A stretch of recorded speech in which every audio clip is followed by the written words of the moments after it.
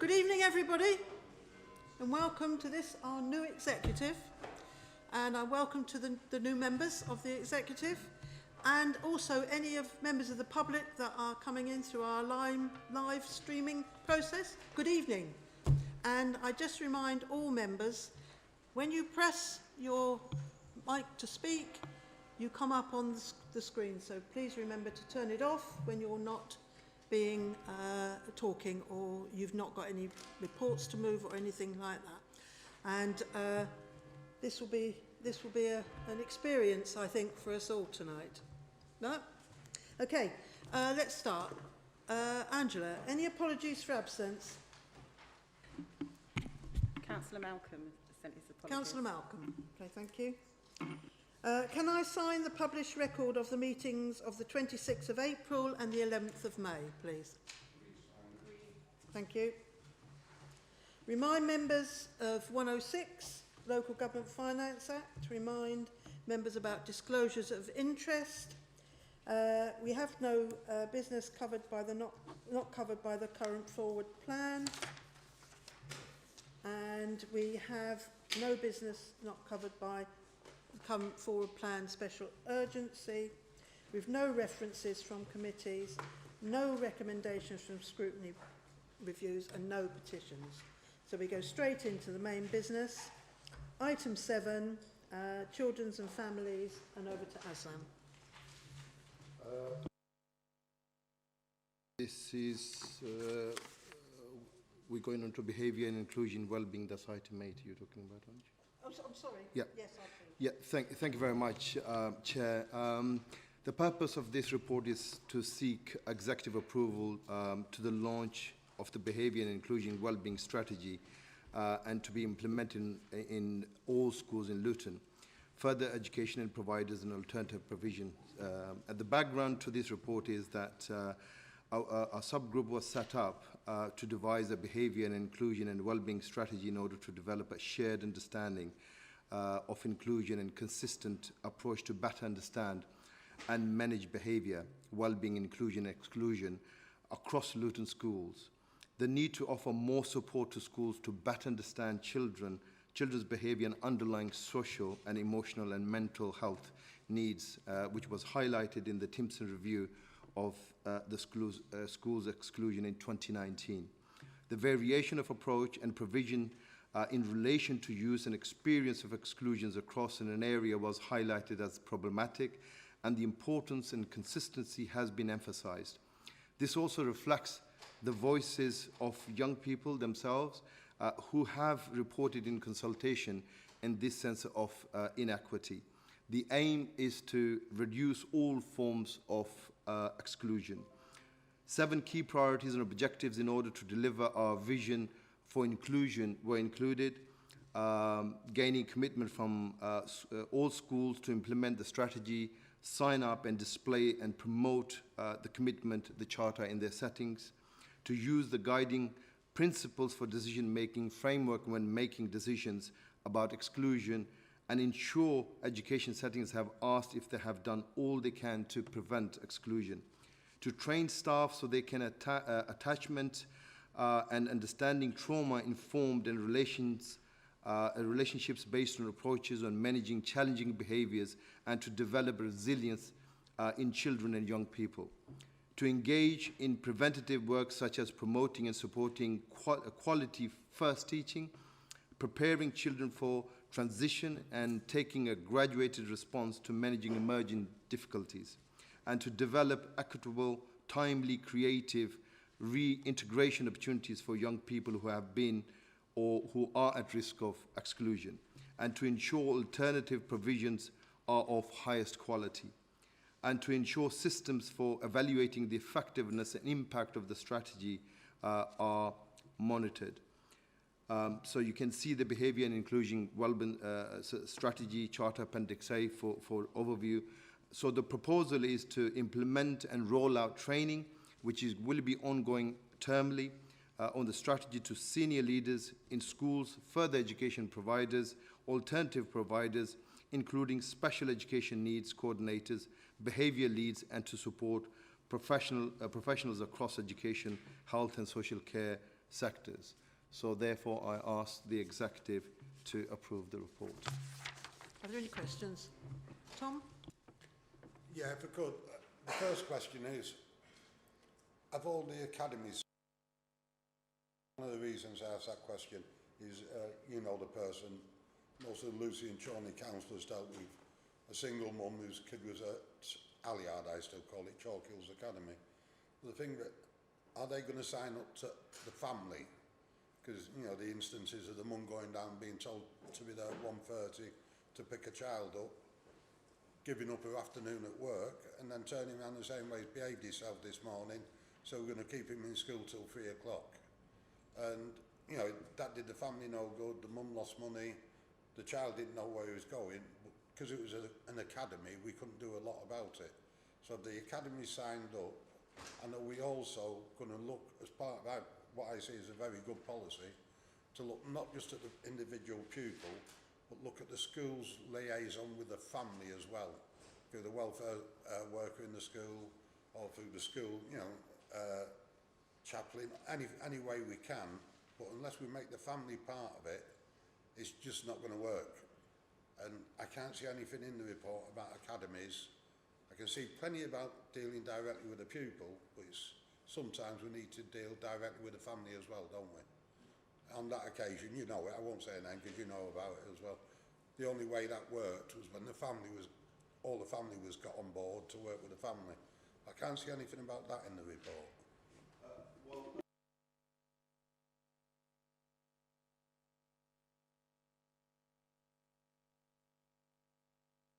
But they are independent. They may choose to do something similar or different, but you know, we continuously engage with them, with all the teachers at, you know, head teachers forums and so forth, and have these discussions. And you got quite right, you know, pupils and the families are central to this. And so the whole strategy is about making sure that there's a consistent approach and we include everyone. But academies is a you know, bit hit and miss, but you know, we will continuously engage with them, Tom.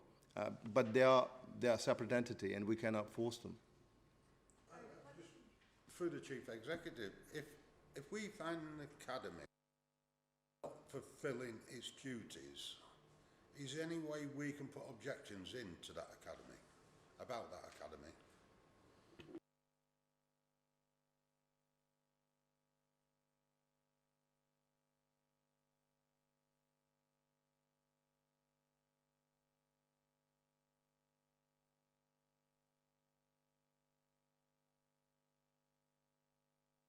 The ambition is to create that consistent framework of approach to drive up standards of behaviour across all of our schools and settings. And it's not just about reducing the risk of exclusion, it's about improving the life chances and the life choices of the most vulnerable children and young people. And absolutely we would want all of our schools and settings to engage with this, including our academies. And that's our role to influence, to negotiate, to work with these schools and settings, and be it training, be it new measures, systems and processes to reduce the need for exclusion. And so we prefer to engage hearts and minds, common sense, we've got the data. It's in everyone's interest that children and young people are not excluded from school. But at the end of that, we also have relationships with the Department for Education, with Ofsted, the Regional Schools Commissioner. We are having regular conversations. So if schools are not engaging, as you can imagine with our approaches, naturally these conversations will take place. But we would prefer the front-end approach, which is very much we want schools to work with us as part of a collegiate approach, which is everybody signs up to making sure there is no need for exclusion locally.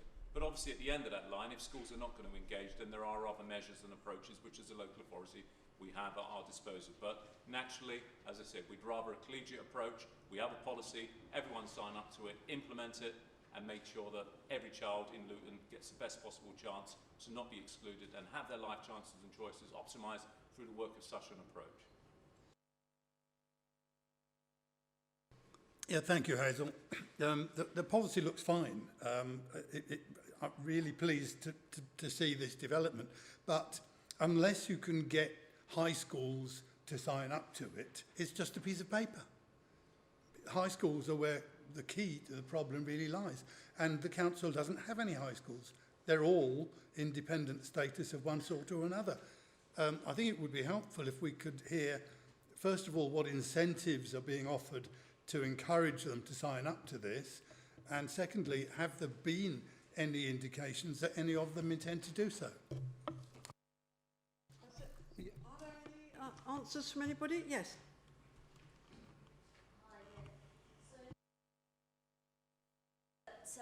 We've got a behaviour, inclusion and wellbeing board, and all the schools, including academies, are signed up to that board. They send representatives to that board.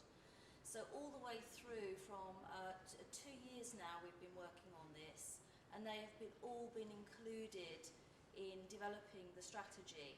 So we really think there is an appetite, there already is sign up. Lots of schools are showing huge willingness to engage in this. They don't want to exclude children from their schools, and we've invested capital, and we've got 6 more secondary schools out of the 13 who have used that capital to develop internal provision for their children and young people. They don't want to send the children outside of their schools.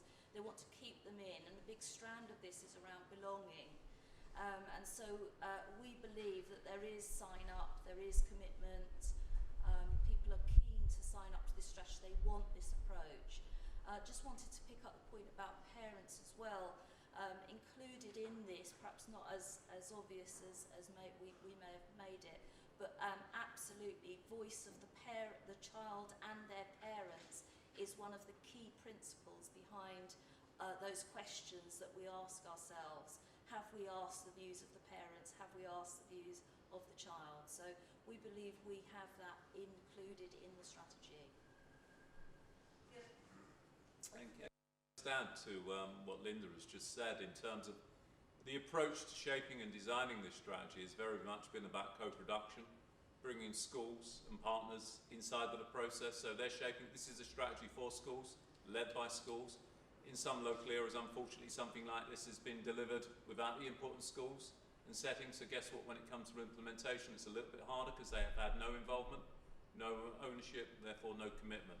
But Linda's approach with the support of other officers and our schools and our education system leaders has been one to involve people, to make sure they shape and design this, to make sure they own it, so therefore they're committed to it. The flip side of this would be that if Luton didn't have such an approach, such a strategy, if I came back wearing a DFE hat or an Ofsted hat, I would be rightly challenging the local authority, where's your framework to create consistency of behaviour and inclusion in our schools? This can serve as a catalyst for change and driving up standards if we get it right. The co-production approach about bringing people involved from our schools and settings to shape and design is absolutely the right approach, but it's something that we're delivered effectively nationally on the level we've seen. Local areas have had 0 exclusions or low exclusions or reduction in exclusions, and improved life chances and choices for children and young people when they're leaving school, impacting on future destinations, reductions of needs, and so forth. I could go on.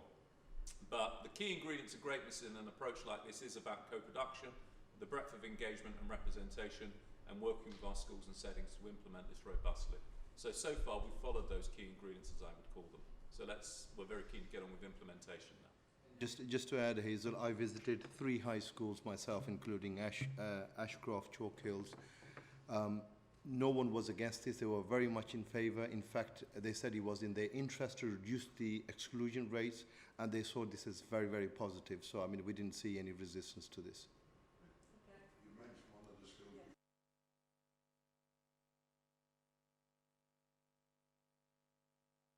schools. Whole change, and you'd be surprised how much that school has changed. Thank you. I welcome the report, and I think it's really good because I've had several exchanges with some of the schools with children that have been excluded.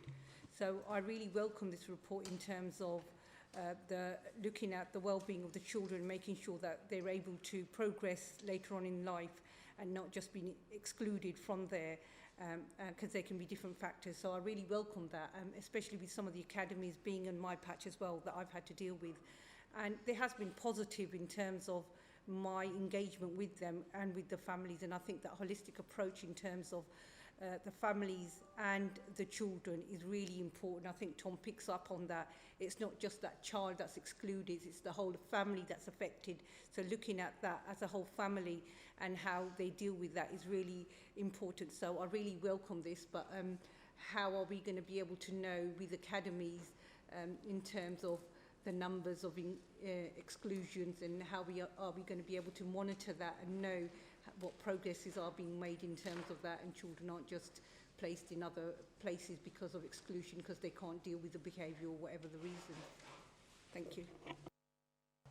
I think you will see that through, when we roll out through training, how many schools are engaged, how many teachers we've trained and other stakeholders within this. And clearly the impact will be reduction in numbers in exclusion. So that will be a very good measure. So we will carry on monitoring. So this gives everyone a framework to work to and a direction of travel, and will continuously monitor progress.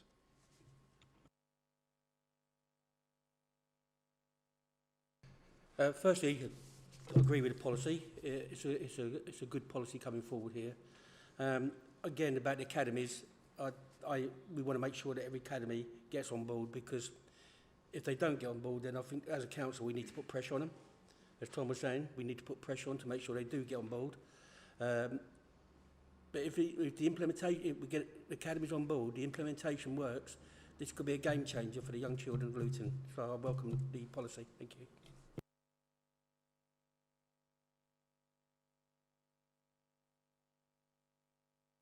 Okay, we'll put, is that agreed by the executive then? Yeah. Thank you very much. Thank you. Now move on to item 9, post-16 transport policy. Thank you very much, Chair. This is a straightforward report. The executive is recommended to approve the post-16 transport policy for academy year 2021 and 2022 as set out in Appendix A, and agree that the policy will only need to be approved by the executive in subsequent years where there is a material change. The local authorities have a duty to prepare and publish annual transport policy statements specifying the arrangements for the provision of transport or otherwise that the authority consider it necessary to make and to facilitate attendance of all persons of sixth form age receiving education for training. The proposed policy in a continuation of arrangements that have been operating since September 2013. The scheme has been well accepted. There have only been few appeals, none very recently. And although we have consulted this policy a while ago for September 2013, the DFE have confirmed that the consultation with stakeholders is only required when we are proposing a change to the policy. So therefore, I ask for the approval of this report.